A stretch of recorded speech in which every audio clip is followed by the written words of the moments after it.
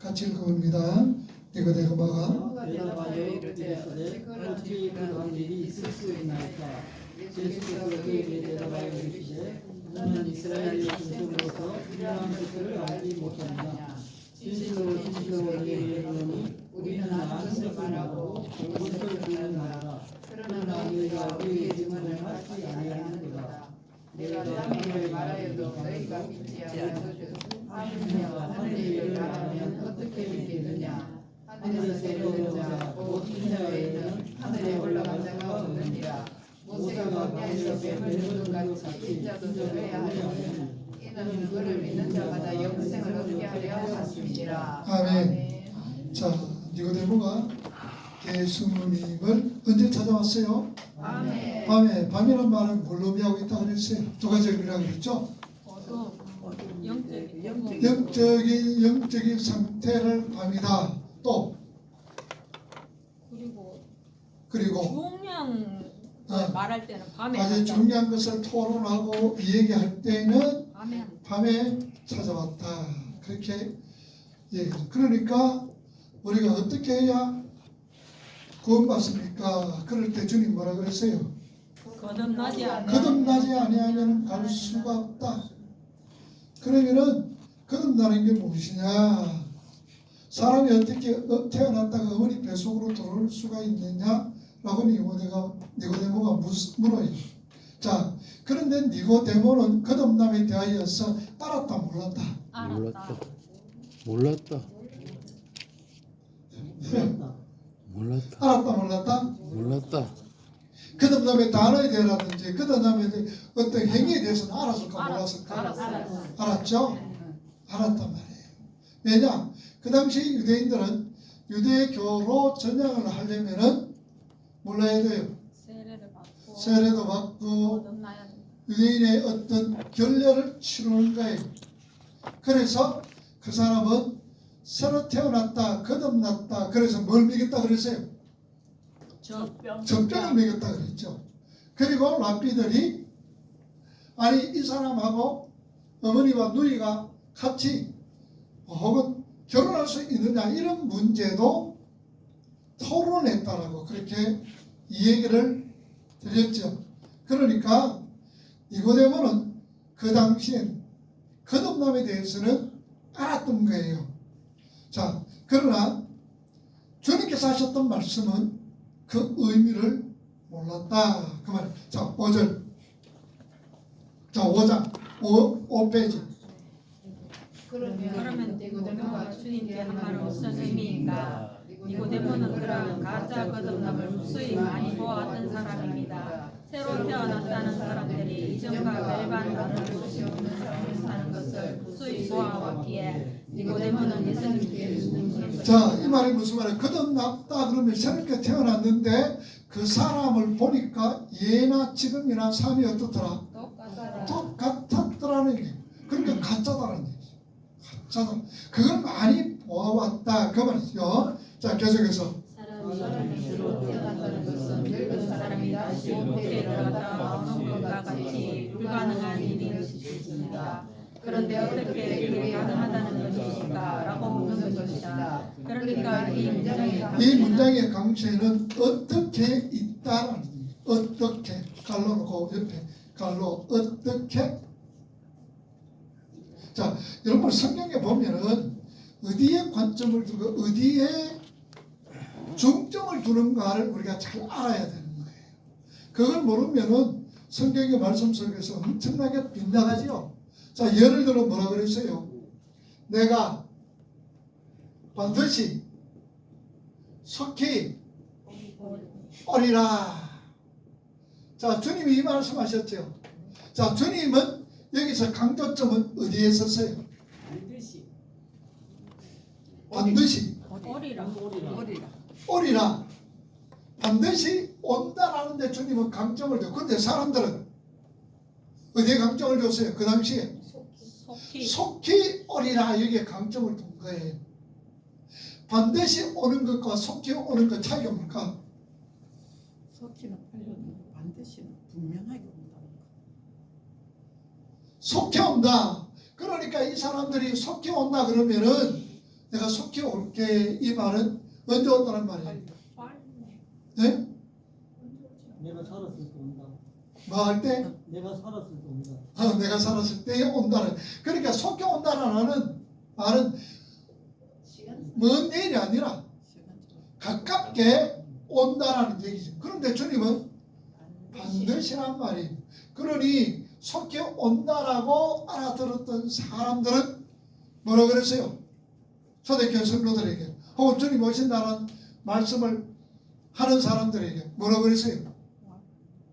야 봐, 온다 그러더니 언제 오노? 하늘도 그냥 그대로 있고 변한 거 하나도 없는데 온다 하지 안 오잖아 라고 그렇게 기록을 했다 그랬죠. 기록을 했다. 그러나 주님은 반드시 포커스에 오늘 얘기도 마찬가지로 어떻게 라는 게 이 강조를 두고 있다 그 말입니다. 자, 계속해서 나는 지금까지 수이 많은 거듭남을 보았는데 그게 모두 가짜였다. 그러니까 나에게 거듭나는 방법에 대해 알려주십시오. 니고데모는 간절한 영혼을 담고 예수님께 거듭남의 방법을 묻고 있는 것입니다. 그때 주님께서 거듭남의 방법으로 제시하신 것이 물과 성령입니다. 이것은 히브리 문학의 반복 기법이다. 반복. 이걸 우리가 카이용법이라고 그래요. 카이용법. 반복 기법이다. 자, 히브리 문학에서는 같은 의미의 다른 언어에서 자, 히브리 문법에는 강조하는 문법도 있고 또 무슨 문법이 있다 그랬어요. 수미기사법이라고 그래가지고 들었죠? 예, 들었는데 기억 안 나죠? 무슨 수미기사법이 뭐라 그랬어? 하늘에 계신 우리 아버지 이름이 그렇게 기쁨을 받으시면 나라의 마음속에 뜻이 하늘처럼 같이 땅에 되리라 이러면서 그 주님 가르쳐 주신 기도의 가장 포커스가 뭐라고 그랬어? 일요일 양식. 일요일 양식. 그건 무슨 법이라고 그랬지? 기억나? 수민이 기사법이는 샌드위치법. 그랬지? 샌드위치. 네. 샌드위치. 이런 어떤 문법도 있단 말이에요. 이거는 무슨 법? 무슨 문법? 카이용법을 해서 무슨 용법? 반복 기법이다. 그만. 자, 계속해서 히브리 문학에서는 같은 의미의 다른 단어를 반복함으로 해서 자기가 전하고자 하는 의미를 강조하는 문학 기법이 있습니다. 히타토스 카이 푸뉴마토스. 히타토스라는 이 말은 물이라. 히타토스 카이 푸뉴마토스. 푸뉴마토스는 푸뉴마는 성령이라. 자, 그러니까 물과 성령은 카이라는 독적 접사를 사이에 두고 서로를 강조하고 있는 것입니다. 그러니까 물, 즉 성령이라고 번역을 하면 이해가 더 쉽지요. 그러면 예수님께서 거듭남의 방법으로 제시하신 물, 즉 즉 성령의 의미에 대해 자, 살펴보겠습니다. 그러니까 물과 성령, 우리 말로는 물과 성령이라 그러면 몇 가지예요? 두 가지죠. 그러나 히브리 문법 보면 이 관 말고 뭐라 했냐? 물, 뭐 곧 가든지 물, 즉 성령으로 이렇게 표현을 해야 되고 이렇게 기록을 해야 된다. 그런데 우리는 물과 성령 그러니까 도대체 왜 이게 뭐 물이 뭐고 성령은 아는데 물이 뭐고 라고 생각할 수가 있는 거예요. 그래서 카이용법은 똑같다는 얘기예요. 물, 즉 성령, 물 혹은 성령으로 뭐 이렇게 번역을 해야 된다. 그 말이에요. 자, 계속해서 그래서 요한복음 7장 37절에서 39절 보세요. 요한복음 7장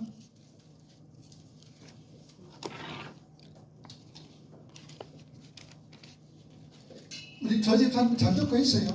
쏙쏙 들어가요.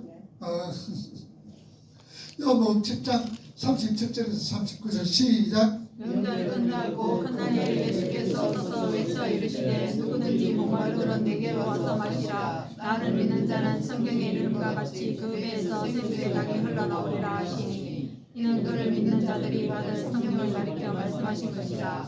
예수께서 아직 영광을 받지 아니하셨으므로 성령이 아직 그들에게 있지 아니하시라. 자, 누구든지 목마르거든 와서 마셔라.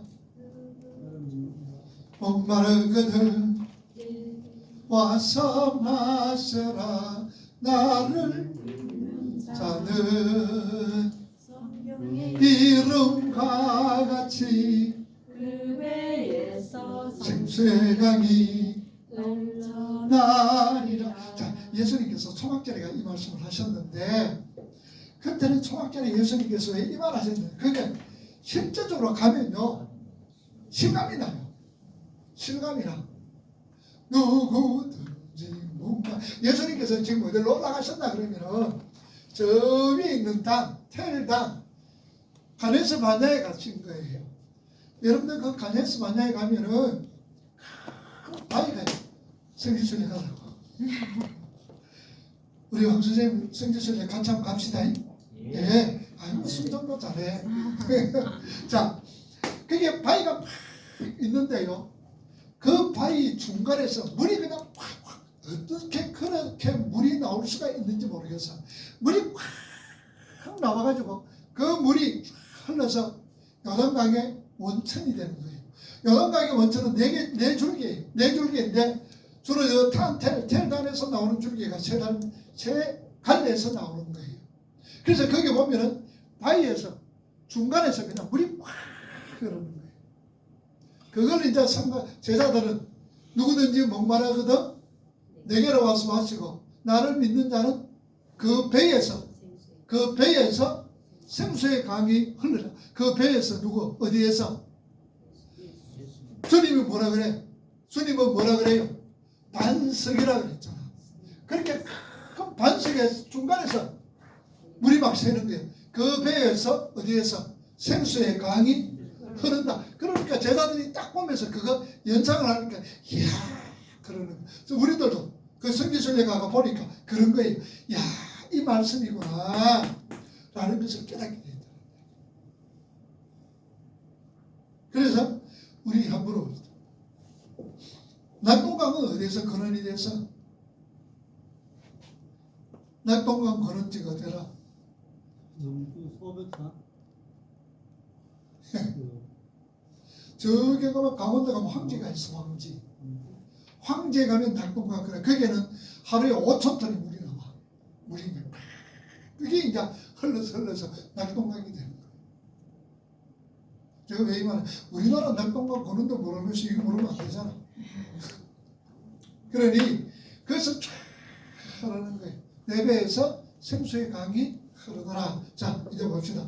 여기 보면은 우리 바로 믿는 자의 받을 성령이라고 친절하게 설명해 주지요. 그러니까 물과 성령으로 거듭나야 한다는 말은 한마디로 무엇으로 성령으로 거듭나야 한다는 뜻이다. 그런데 왜 굳이 물과 성령이라는 말을 반복했을까? 여기서는 단순히 어떤 언어의 강조만을 위해 그렇게 단어를 나열한 것 같지는 않습니다. 그렇죠. 여러분 밥, 흑암, 물, 수면, 성령. 하나님의 신. 자 여러분 어디가 떠올라요? 창세기 1장 1절에 있죠. 태초에 하나님의 천지를 창조하시는데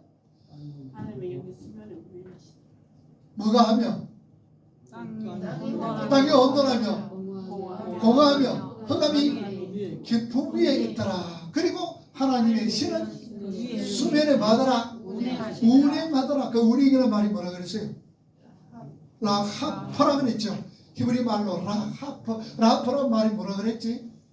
닭이 병아리를 이렇게 품듯이 보호한다는. 닭이 병아리를 품속에 넣고 품는 것, 그걸 라하퍼라 그랬죠. 라하퍼. 그래서 또 때로는 독수리가 자기 새끼를 탁 절벽으로 밀어뜨리려 놓고 내 죽네! 그럴 때 딱 떨어지기 전에 척 올라가는 거. 이걸 라하퍼라 그래요. 그럼 라하퍼를 신약에서는 뭐라 그랬어?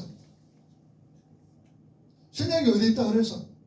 라하퍼가 스케노오라 그랬다. 거기 어디 있지? 요한복음 1장 14절 말씀이 육신이 되어 우리 가운데 만나 한다. 스케노오라는 거예요. 스케노오. 그래서 라하퍼 스케노오. 자 계속해서 그러니까 1장을 창조기사가 떠오르는 거예요. 그죠? 흑암과 하나님의 신, 수면 그러니까 창조의 창조기사가 바로 물과 성령으로 창조될 하나님의 백성의 재창조 거듭남을 힌트하고 있다라는 것이 한 번 더 확인됩니다. 그러니까 창세기 1장에 이전 하나님의 신은 수면에 운행하시고 흑암이 깊음 위에 있고 이것이 바로 재창조 거듭남을 얘기를 하고 있다 그 말이죠. 자 계속해서 성경에서 물은 심판과 생명을 동시에 상징하고 있습니다. 심판과 구원이 동시에 일어나는 사건을 성경은 뭐라고 그러지요? 심판과 생명이 동시에 일어나는 것을 세례라고 부른다. 왜 그럴까? 세례가 여러분 뭐라고 그러세요? 자, 세례를 갖다 고린도서 10장 3절에는 이스라엘 백성이 뭘 걷는 걸? 홍해지. 자, 홍해는 옛 사람이 빠져 들어가가 죽고 새 사람이 살아나는 것. 이걸 우리가 세례라 그랬죠. 그죠? 세례. 그러니까 뭘 말하고 있냐? 물은 심판과 생명을 동시에 상징하는 무엇이다? 세례다. 자, 계속해서 저지 물이 제가 죽고 인이 살아나는 사건을 상징적으로 보여주는 것이 세례다. 그래서 베드로는 물을 가리켜 세례라고 정의를 하는 것입니다. 자, 베드로전서 3장 21절 보세요.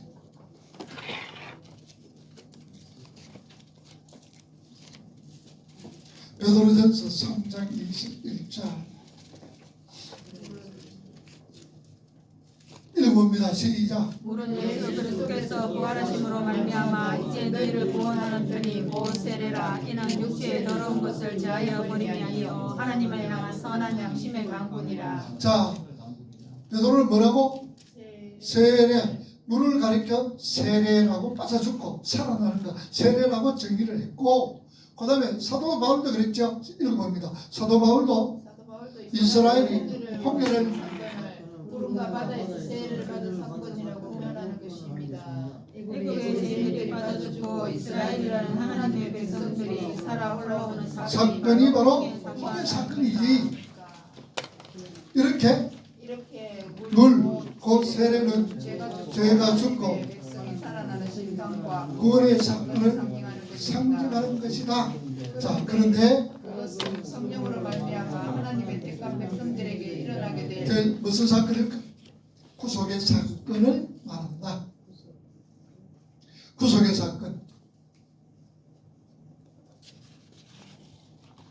그러니까 성경은 죄인은 하나님의 선물이 물과 성령으로 다시 태어나지 못하면 아무리 선한 행위를 열심히 하고 아무리 열심을 부려 종교 행위를 한다 해도 절대 하나님 나라에 나라에 들어갈 수 없음을 니고데모의 이야기를 통해 주시고 있습니다. 자, 아무리 열심을 부려 종교 행위를 한다 해도 종교 행위가 뭐라고 그러세요?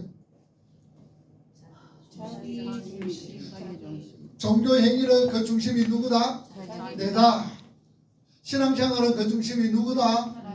하나님께서. 그래서 여러분 신앙생활은 뭐라 그랬어요? 내 삶이 드러나는 것. 하나님이 자꾸 들춰내는 거지.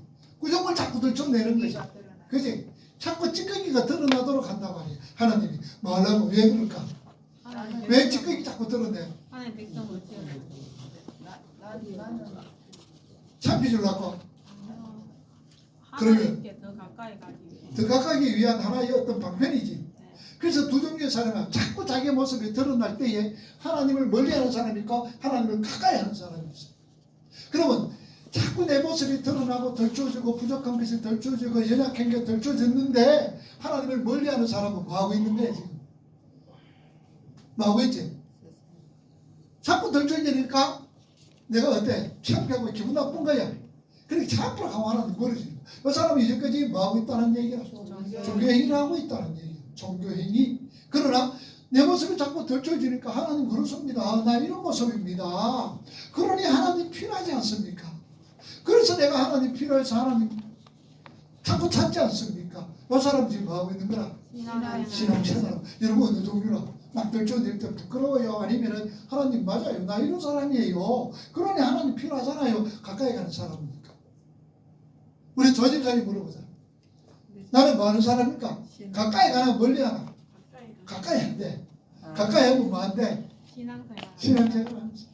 우리 종민 집사는 막 널쳐졌을 때 부끄럽나 부끄러워 멀리 가나 가까이 해. 가까이 해. 아이고 잘한다.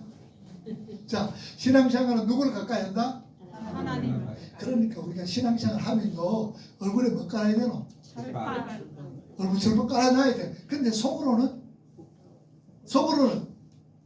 부끄러워해. 절반은 막 깔아놨지만 속으로는 울어야 되는 거야. 울어야 돼. 울어야. 내 모습이 이렇습니다. 하나님, 그러니 주님 그거 하지 않습니다. 다른 사람 볼 때는 절반 깔아도 돼. 뭐. 그런데 하나님 앞에서는 뭘 해야 돼? 울어야 돼. 울어야 돼. 통곡해야 된다고. 통곡.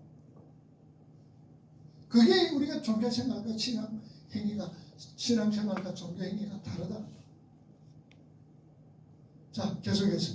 그렇다고 해가 강이 덮어서란 말이 아니라 우리가 드러났을 때 말한 말이고 기죽지 말라는 얘기야. 내 부족한 모습이 드러났을 때에 기죽지 말고 창피하게 여기지 말라는 얘기야. 왜 창피하게 여기지 말아야 되는가? 왜 그럴까? 다 똑같잖아. 다른 게 뭐 있어? 있어요 없어 사람? 우리 허집사님 사람 별난 사람 있습니까? 다 똑같죠? 다 똑같아. 영적으로 보면 다 똑같아. 인간적으로 보면 조금 뭐 별난 사람도 있고 그냥 성질이 급한 사람도 있고 막 그런 사람이 있지만 영적으로 하나님 볼 때는 다 똑같아. 다 똑같아. 죄와 허물로 죽었다. 그리고 우리는 뭐 흙이요 먼지요 티끌이 하나님 앞에서 다 똑같아.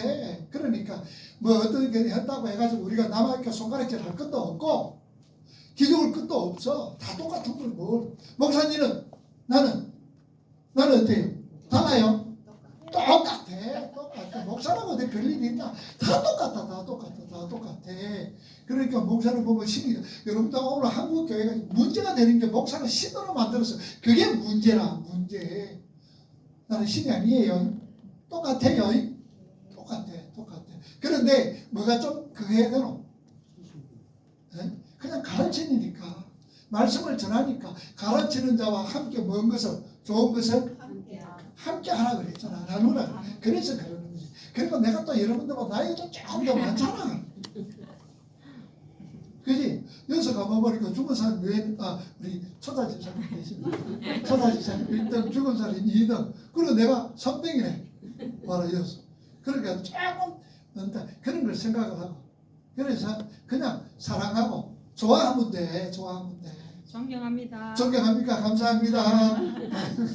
자, 계속해서. 그러니까 우리가 배웠던 하나님 잔치와 성전파괴 사건이 니고데모의 이야기에서 또 반복되고 있는 것입니다. 그거는 율법과 제사로 대표되는 잎사귀만 무성한 유대교의 유대교의 형식에서 변태되는 것이 아니라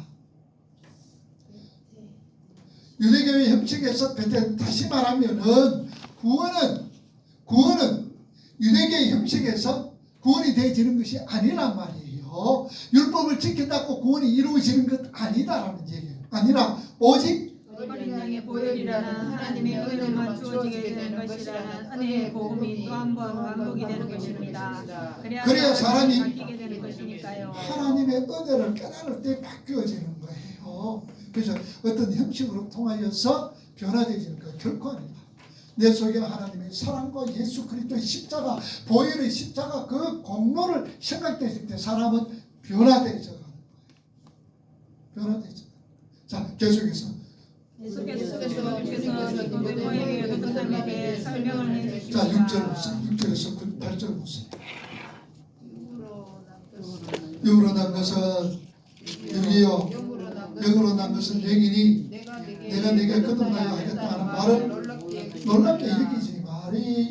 바람이 임의로 불어 불게 내가 무서워서 어디 가는지 알지 못하나니 성령으로 난 사람도 다 그러하니라. 자, 성령으로 난 사람도 다 그렇다. 계속해서 여기서 육은 자연적 생명을 말하는 것이고 영은 영적 생명을 말하는 것이다.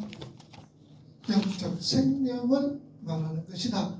자연적 생명과 영적 생명은 뚜렷하게 구분되는 것인 것. 주님은 니고데모에게 설명해 주십니다. 8절에 보면 보시면 주님께서 거듭난다는 것은 바람이 부는 것처럼 어디서 어떻게 오는지 모르지만 바람이 지나간 자리에는 흔적이 남듯이 거듭남의 흔적이 남는다라고 말. 거듭남의 흔적이 뭘까?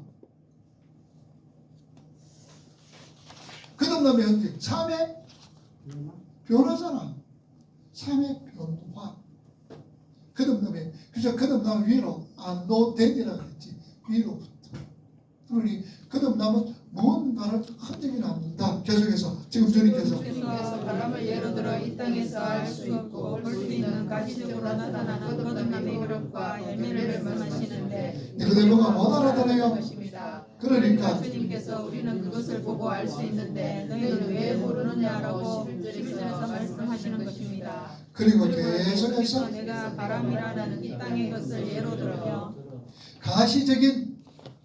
가시적인 거듭남의 열매를 설명하는데도 못 알아먹는 너희가 거듭남이라는 것이 어디서부터 유언된 것이며 언제 계획된 것이며 어떠한 능력으로 주어지게 되는 것인지에 관한 하늘의 것을 설명해 줄 너희가 알아듣겠느냐라고 말씀하시는 것이 12절이다. 12절 보세요. 내가 땅의 일을 말하여도 말하여도 너희가 믿지 아니하거든 하늘의 일을 말하면 어떻게 믿겠느냐. 땅의 일을 해도 땅의 일을 말을 해도 너희들은 뭐냐 믿지 아니하거든. 하늘의 일을 말하면 너희가 어찌 믿겠느냐라는 얘기죠. 자, 하나님의 말씀은 누가 알고 누가 깨달아져요? 택한 백성 택한 백성들은 알고 택한 백성들은 깨달아지는 거예요. 그 외에 하나님의 말씀 지식으로는 알 수가 있어도 그 지식 가지고 구원 얻지를 못하지.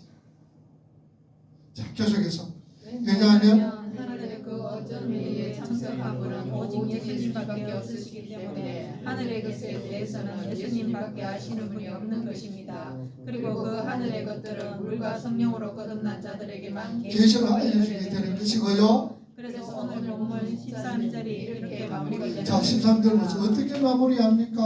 하늘에서 내려온 자 곧 인자 외에는 하늘에 올라간 자가 없느니라. 자, 하늘에서 내려온 자 곧 인자 외에는 하늘에 올라간 자가 없더라. 자, 여기서 하늘에 올라간 자라고 반응이 돼 바나베베 캔 에스톤 우라노 직역을 하면은 하늘에 계신 자라는 뜻입니다. 하늘에 계신 자다. 주님이 하늘에 계신 자다라는 뜻이다. 그 시제가 무엇이냐? 완료형이다. 시제가 완료형이니까 완료돼서 그러니까 하늘에 계셨던 자다. 그렇게 번역하면 되겠죠. 하늘에 계셨던 자, 하늘에 계셨던 자가 어디에서 땅으로 내려오셨다는 거예요. 자, 요 말씀이 또 있어요. 여러분 빌립보 찾아보세요. 빌립보서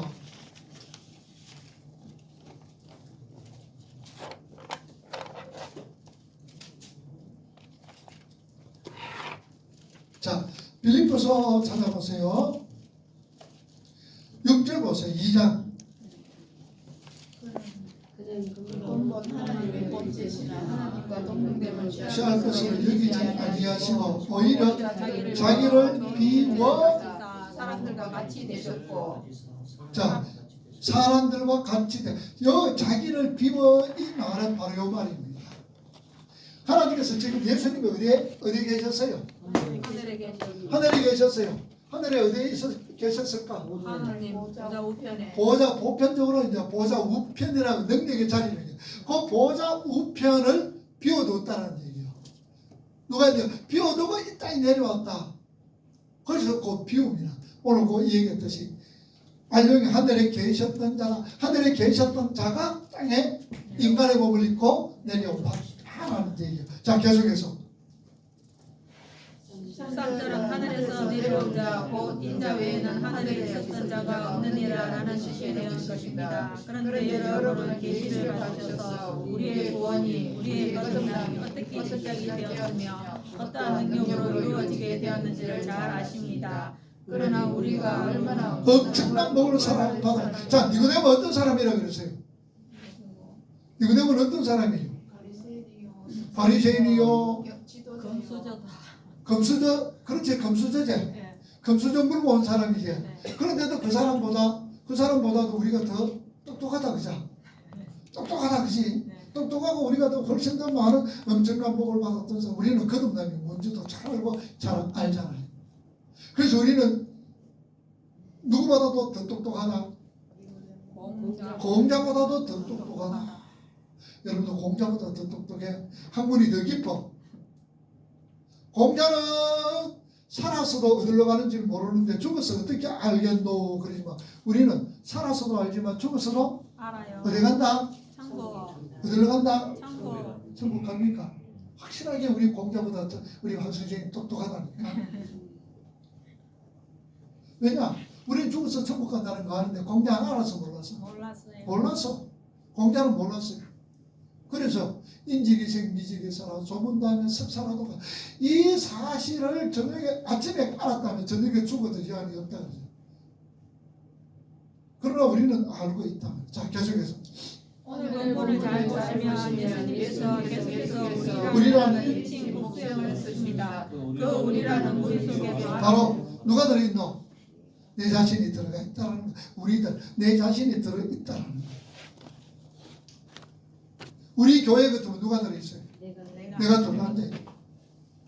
자, 계속해서 예수님은 그 우리라는 나라 속에 예수님을 비롯하여 거듭남을 통하여 이 땅에 보여주는 거듭남의 열매와 혈육을 알아보고 하늘의 것과 계시로 알아듣게 될 하나님의 백성들을 모두 포함하고 계셨더라.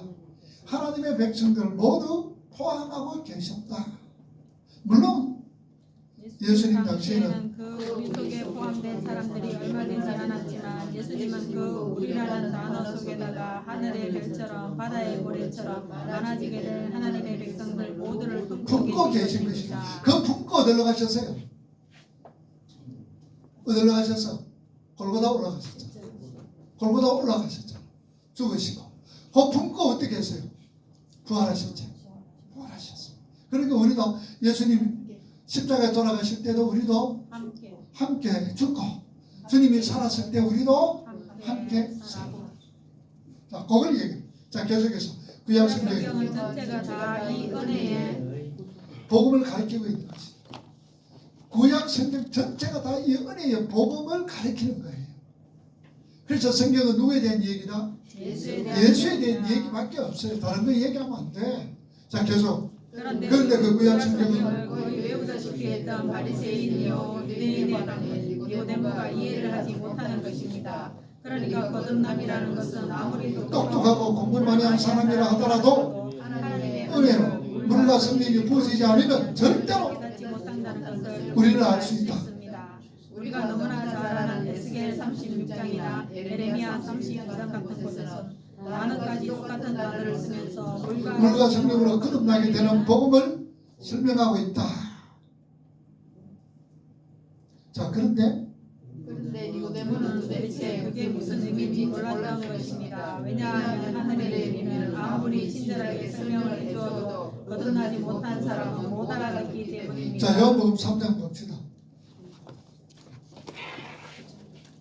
요한복음 3장 9절과 10절 시작. 니고데모가 대답하여 이르되 어찌 그러한 일이 있을 수 있나이까? 예수께서 그에게 대답하여 이르시되 너는 이스라엘 선생으로서 이러한 것들을 알지 못하느냐? 어째 그런 일이 있습니까? 어머니 뱃속에 나왔는데 또 들어갔다가 어떻게 나옵니까? 너는 이스라엘 선생으로서 그것도 모르나. 자, 해석을 찾아봅시다. 36장 22절. 해석을 36장 찾았어요? 자, 읽어 시작. 그러므로 너는 이스라엘 족속에게 이르기를 주 여호와께서 이같이 말씀하시기를 이스라엘 족속아 내가 이렇게 행함은 너희를 위함이 아니요 너희가 들어간 그 여러 나라에서 더럽힌 나의 거룩한 이름을 위함이라. 여러 나라 가운데 더럽혀진 이름 곧 너희가 그들 가운데서 더럽힌 나의 큰 이름을 내가 거룩하게 하리라. 내가 그들의 눈앞에서 너희로 말미암아 나의 거룩함을 나타내리니 내가 여호와인 줄 여러 나라 사람이 알리라. 주 여호와의 말씀이니라. 계속.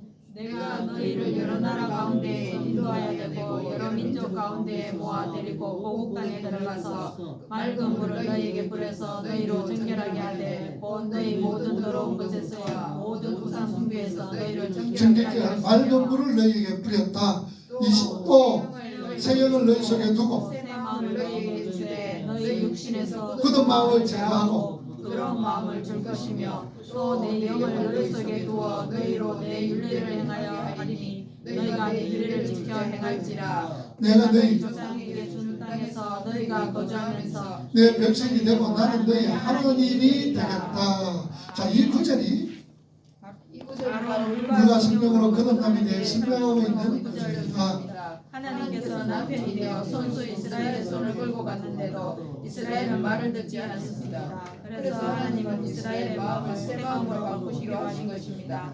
그게 하나님부터 주어지는 거듭남이다. 새 마음을 주셨다. 그게 거듭남이에요.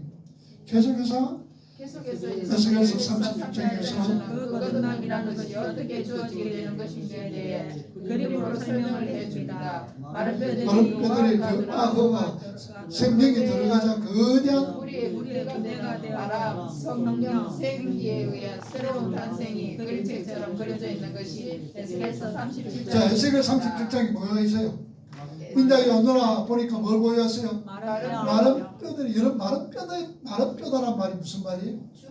죽은 지가 언제 됐다? 오래됐다는 얘기. 그러니까 죽은 지가 오래됐으니까 거기에 소망이 있다 없다? 없다라는 걸 얘기하는 거예요. 그런데 거기에 뭐가 들어갔어요? 야, 이거 살겠느냐? 너희 살겠느냐? 아이고 어떻게 삽니까? 그럴 때에 뭐였더라? 생기를 샥 불어줬더니 착착착착착착 뼈들을 그냥 샥 붓고 그 다음에 살이 벗고 그 다음에 뻘떡뻘떡 일어나고 뭐가 됐더라? 군대가 되었더라. 군대가 됐더라. 군대가 되었더라. 그래서 여러분들 생기를 훅 불어넣는 게 제일 처음에 누구에게 부러진 거예요? 아담에게 부어졌죠. 생기를 샥. 또 있어요. 또 누구에게 생기 부었어요? 죽은 너서로 생기 부는 거 아니다. 일어나라. 그럼 불떡 일어났어.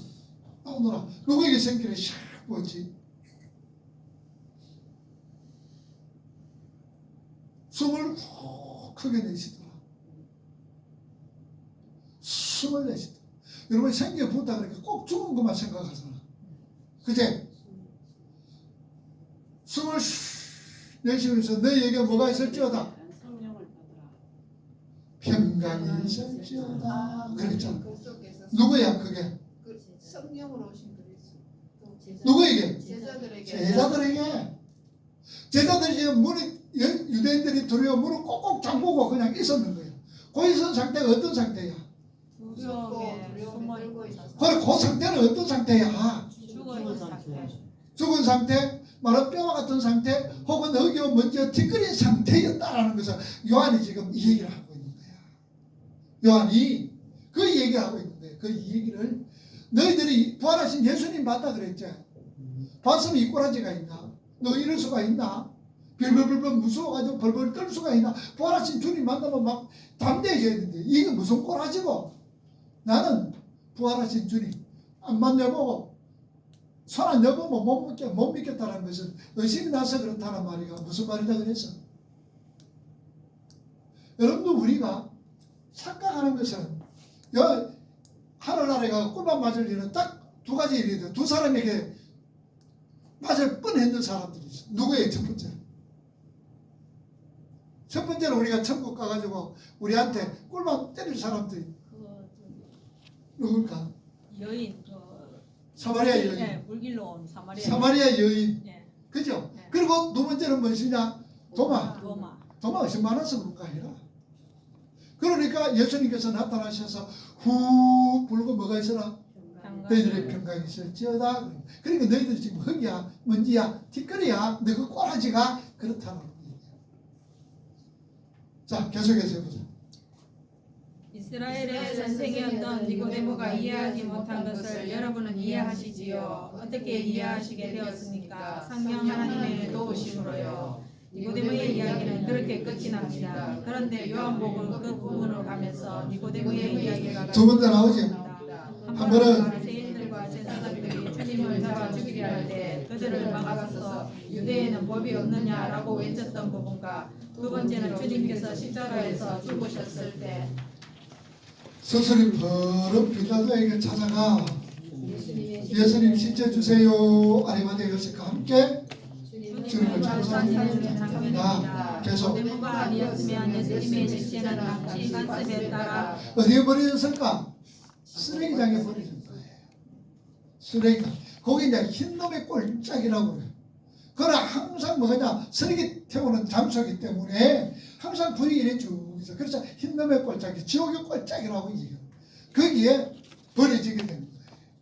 옛날에 우리 조선시대나 이 계급 이랬을 때 노비라든지 혹은 백정들이라 백정보다도 못하는 노비보다도 더 못하는 사람들은 백정이에요. 백정들은 사람들이 지나가면 거기 못 들어. 거기 들어가면 코피 떠서 죽어. 돈 돌라 소리도 못해. 거기 살아놓고 돈 돌라 소리도 못해. 그만큼 그 사람들을 핍박해. 근데 요새는 정육금 하는 사람들 얼마나 돈도 잘 버니까 그거 좋아하는 사람이 있어. 그치? 그거 해야 되겠다는 그거 하면 돈 많이 버리는 거야. 그 기술이 대단하잖아. 자, 그런데 그 당시에 노비들도 그렇고 이런 사람들도 그렇고 죽으면 어디냐? 아무데나 끌어 묻어버리는데 서기다 그냥 던져버려. 그런데 예수님도 그런 형편이었단 말이에요. 그런데 당시에는 사형수의 시체를 가족이나 친지가 찾아가지 않으면 가차없이 쓰레기장에 가져다 버렸습니다. 유대인들과 로마 군인들이 무서워서 아무도 예수님의 시체를 찾아가지 않을 때 니고데모가 온 것입니다. 유대인들의 눈이 무서워서 밤에 몰래 주님을 찾아왔던 니고데모가 어떻게 이렇게 담대하게 명했을까요? 자 19장 보세요.